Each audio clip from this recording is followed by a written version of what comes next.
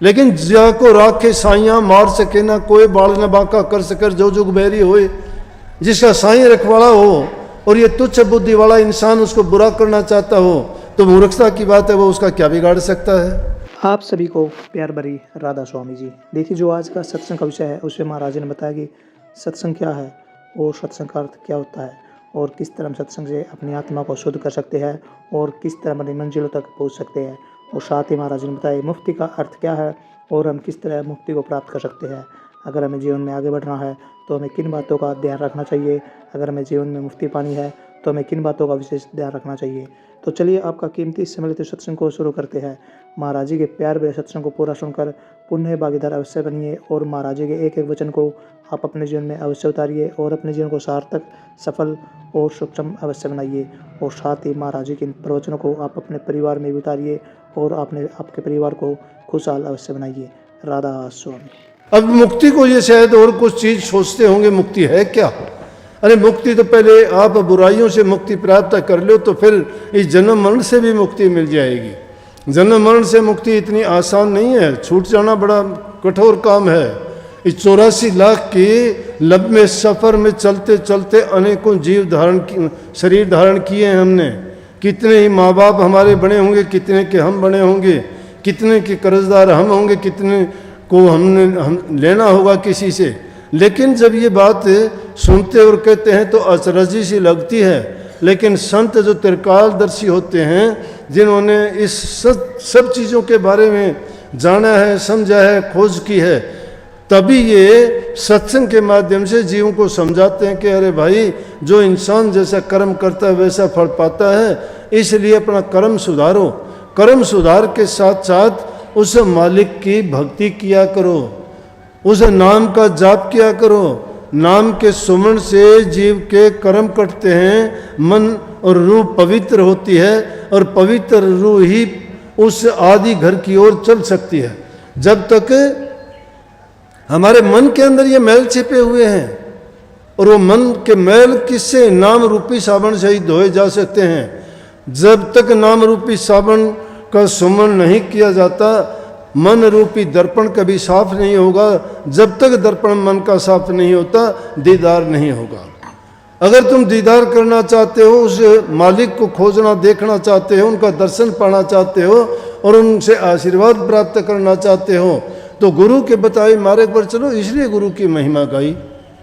तो कबीर साहब के टाइम में उनके विरोधी ब्राह्मण बनियां भी थे और उधर मुसलमान भी थे, क्योंकि वो तो आडंबर और पाखंड का खंडन करते थे और खंडन में दोनों आ जाते थे।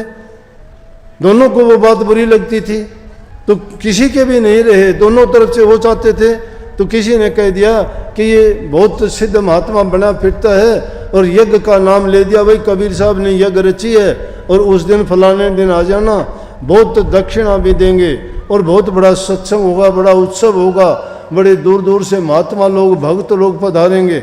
और यज्ञ की रचना ऐसी रची कि सबके यह मिथ्या बात फैला दी गई। कबीर साहब को पता ही नहीं है। लेकिन ज्या को राखे साइया मार सके ना कोई बाल न बाका कर सकर जो जुग बैरी होए। जिसका साई रखवाला हो और ये तुच्छ बुद्धि वाला इंसान उसको बुरा करना चाहता हो तो मूर्खता की बात है, वो उसका क्या बिगाड़ सकता है। जब वो लाखों बुद्धि वाला, पूरी सृष्टि की जानने वाला, हर जीव को देखते हुए इस तमाशे की रचना करने वाला, वो जिसका सहाय हो जाता है, उसका दूसरा कोई क्या बिगाड़ सकता है। कुछ नहीं कर सकता। लेकिन हम में कमी है कि हम उसके हो ही नहीं पाते। हम तो अपने बनते हैं। अपने क्यों बनते हैं कि अपने भी बनावटी बनते हैं, दिखावटी बनते हैं। मन नहीं सजाते, शरीर को सजाते हैं। झूठ कपट की बातों से अपना दिखावा करते हैं। अंदर की मन की शुद्धता और पवित्रता हमें आती नहीं है। जब तक मन पवित्र नहीं है तो बाहर हम अच्छे कैसे बन सकते हैं। रुई में लपेटी हुई आग कभी छिपी नहीं रह सकती है। जब वो रुई जलेगी, धुआं निकलेगा, जला के अंदर से खोखला होके एक दिन निकल आएगी बाहर। इसलिए सच्चे मन से जब मालिक की भक्ति करते हो तो तुम्हारे हर चीज़ पवित्र हो जाएगी। किसी को दिखाने की चीज़ नहीं, बताने की चीज़ नहीं, पूछने की भी क्या चीज़ है। क्या पूछोगे क्या पूछोगे तो वो तो बात जो बताने वाली, कहने वाली, सुनने वाली बातें हैं, वो तो ये स्थूल चीज है। स्थूल चीज की बनावट भी है, पहचान भी है, रूप भी है। जिसका रूप है उसका नाम होगा, और जिसका रूप नहीं उसका नाम भी नहीं होगा। तो जिसका रूप है वो तो चीज कैसी हुई, जो कहने सुनने में आती है, बोलने में आती है, लिखने पढ़ने में आती है, तो वर्णनात्मक है, वर्णन करने वाली बात है, उसको वर्णन कर सकते हैं। लेकिन वो चीज़ वर्णनात्मक नहीं है, वो धुनात्मक है। धुनात्मक वो है, ना वो हाथों से पकड़ी जाती है, ना कलम से लिखी जाती है, ना उसका रंग है, ना रूप है। एक किसी प्रकार से भी उसका वर्णन करना जब कठिन है तो कैसे मान जाओगे उसको? उसका तो अनुभव करना है। और अनुभव कौन कर सकता है? अनुभव वो करोगे, वो बहुत सूक्ष्म चीज़ है, जब उस सूक्ष्मता में आप प्रवेश कर जाओगे। अब मिट्टी में अगर खांड मिला दी जाए तो क्या हाथी उसको ढूंढ सकता है क्या? या इंसान भी उसको खोज सकता है क्या?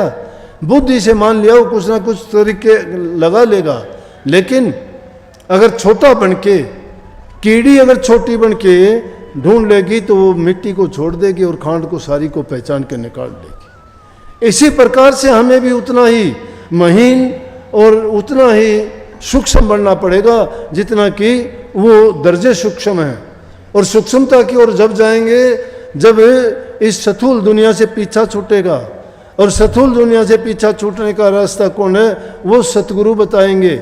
सतगुरु से तो मेल नहीं, सतगुरु से कर मेल गवारा, क्या पूछत बारंबारा। जब दर्शन देखा चाहिए तो दर्पण मांझत रहिए, जब दर्पण लागी काई तो दरस कहाँ से पाई। दर्शन करना अगर चाहते हो तो उस दर्पण को मांझते रहिए, मांझते रहना, लगातार सत्संग करना, दीदार करना, नाम का सुमन करना, ध्यान करना, अभ्यास करना। जिस चीज़ का भी अभ्यास करते हो उसी चीज़ में बार तुम देखो, कोई काम करना चाहता है, पढ़ने वाला डिग्री प्राप्त कर लेता है, किसानी करने वाला अच्छा किसान, हल जोतने वाला बन जाता है, मशीन चलाने वाला अच्छा मिस्त्री बन जाता है। तुम कढ़ाई सिलाई करने वाली, मैंने देखा कि स्वेटर बनती हो तो बनती रहती हो, देखती किधर हो। जब ऐसे ऐसे काम करने वाले तुम अभ्यास के द्वारा बन जाते हो तो नाम का अभ्यास करते हुए कहाँ चले जाते हो आप लोग? उस नाम का भी तो अभ्यास कभी सुमन अंतर में करके देखा करो। जब उस नाम में तुम सुमन करके उतरना सीख जाओगे, बुद्ध से बुद्धिमान तभी बनोगे। बुद्ध भी बुद्धिमान कब बना था? जब उसने अभ्यास किया, जब उसने खोज की, जब उसने शौर्य लगाया, सूरवीरता दिखाई। सूरवीरता दिखाने का मतलब तप करना पड़ता है, त्याग करना पड़ता है, साधना करनी पड़ती है और उसके लिए समय देना पड़ता है। ये थोड़ा है कि भागते फिरते हो, आज यहाँ कल वहाँ, आज यहाँ कल वहाँ, क्या पाओगे? कहाँ मिलेगा? दौड़ते दौड़ते दौड़िया, जब लग मन की दौड़, दौड़ थकी मन थिर हुआ तो वस्तु ठोड़ की ठोड़। कहीं जाने की जरूरत नहीं है। जिसको तुम ढूंढते हो तुम्हारे अंदर में ही बैठा हुआ है। कहने को दूसरों को समझाते हो, सुनने को सुन भी लेते हो कि कण कण में मौजूद है। कौन से कण में मौजूद है बताइए? वो किससे, कौन से कण को मानते हो? किस कण में मौजूद है? वो कण तुम्हारे पास है, यहाँ है, वहाँ है, कहीं 150 कोस पे है कण। वो कण कण में मौजूद है, तो इसमें भी है, वो इसमें भी है, वो मुझ में भी है, वो तुम में भी है। जब हर चीज में मौजूद है तो उसको कहाँ ढूंढोगे? और जब वो जानते ही ये बात हो कि कण कण में है तो क्यों फिर वो उल्टे सीधे काम करते हो? फिर वो तुम्हारे देखता भी है, कर्मों को लिखता भी है, वो जानता भी है, हिसाब भी रखता है। जब वो सब कुछ उसके पास है, बिना कलम के लिखता है, बिना कागज के हिसाब रखता है। लेकिन हम सोचते हैं हम बुद्धिमान हैं। बुद्धिमान नहीं, बुद्धू हैं, चतुर नहीं हैं। ये चतुराई नहीं है। चतुर इंसान वो है जो अपने कर्म को बनाता है, कर्म को सुधारता है और उसकी बुनियाद घर से मिला करती है। जिस इंसान को संस्कार अच्छे नहीं मिले घरों से, अब कई बहन आके कहती हैं कि घरवाला शराब पीता है, मुझे सत्संग में नहीं आने देता। मैं बहुत अच्छे तरीके से कहता हूँ कि अपने घरवाले को जाके प्यार से बात करो। तुम वो जो कहता है उसका विरोध ना करो, उसकी बात अच्छी तरह से गौर से सुन के उसको शांति से कहो कि आपने जो कह लिया हो तो मेरी बात सुनो। क्योंकि जो खुद आदमी उल्टे काम करता है, वो सुलटे काम करने वाला उसको अच्छा नहीं लगता। खुद जो शराब पी के आता है, तुम कहते हो मैं सत्संग में जाके आती हूँ, उसको कैसे अच्छा लगेगा? एक पूर्व को जाता है, एक पश्चिम को जाता है। इसलिए विरोध हो गया तुम्हारा। तो उसको कैसे समझाओ? अगर वो ठीक भी है, कई लोग कहते हैं हम कोई बुरा नहीं करते, पाप नहीं करते, हमें सत्संग की क्या ज़रूरत है, देख लिया हमने गुरु सारे एक जैसे हैं। अरे मानते हैं गुरु एक जैसे नहीं हैं, एक जैसे तो तुम्हारे घर के परिवार के लोग भी नहीं हैं। एक बुरा इंसान होने से सब बुरे थोड़े हो जाते हैं, उंगलियां भी सब बराबर नहीं हैं, सबके चेहरे ही एक जैसे नहीं बनाए परमात्मा ने। एक ही माँ के पेट से पैदा होने वालों के अलग अलग नाक, आँख, दांत, शरीर अलग अलग बना दिए, एक जैसे नहीं है कोई भी। लेकिन ये मूर्खता की बात है, अगर सोचते हैं तो इंसान बुराइयां ढूंढता है, अच्छा ही नहीं खोजता। तो अपने घर वालों को ये समझाया करो कि मैं जहाँ जाती हूँ आप चल के देखो, एक बार नहीं, 2 बार देखो, 4 बार देखो, 10 बार देखो। आपको अगर सही लगे तो आप भी मेरे साथ चला करो, और आपको अगर कोई बुराई नजर आए तो मुझे बता दो, मैं उस दिन के बाद में उस तरफ मुंह करके भी नहीं सोऊंगी। लेकिन ये बात आपके और मेरे बीच में रहे, और सत्य के अपने पूरे सच्चाई के साथ इस चीज को, ये नहीं कि कुछ देखने के बाद भी जो आंख बंद करके आदमी बुराई में लग जाए, नहीं, स्पष्ट और सीधी बात कहनी चाहिए, सच्चाई की बात बोलनी चाहिए। मैं कहता हूँ मान जाएगा। कुछ आके कहते हैं कि जी फोटो फेंक दिए, फाड़ दिए, रोने लगती हैं। उनका प्रेम होता है, ठीक बात है, उनका ठीक बात है, वो बात मैं पहले वाली वही बताना चाहता हूँ। ये इश्क मिजाजी है, दुनियादारी का प्यार है। ये फोटो रखना हमारा, उनका इष्ट है, वो प्यार करती हैं, उनको देखना चाहते हैं, चेला हो चाहे चेली हो, सभी चाहते हैं, प्यार है ये। जिसका प्यार है वो उसको रखना चाहता है, हृदय में रखना चाहता है। तो मैं उनको सीधी बात कहता हूँ, देखो फोटो रखना बहुत ज़रूरी है, जिसका प्यार होगा रखेगा। सत्संगियों की असल पहचान मैं बताता हूँ, मैं घर जाते ही देख लेता हूँ। जिनके घरों में एक अपने काफ़ी ऐसे प्रेमी हैं, आप देखोगे हैरान रह जाओगे कि उनके घरों में जाके देखोगे कि फोटोओं से घर यूं भरा हुआ है, दूसरा किसी का फोटो नहीं, अपने घर वालों के भी नहीं उनके, लेकिन गुरुओं के, महात्माओं के फोटो, औरों के नहीं, हमारे ही हैं। और कई दुष्टों का जाके देखो, उनका तो कोरी दीवार पड़ी है, देखने भी काम को नहीं। भाई क्या के सत्संगी है, बड़े इश्क मिजाजी होया उनका, तो इश्क हकीकी कहाँ से हो जाएगा उनके पास।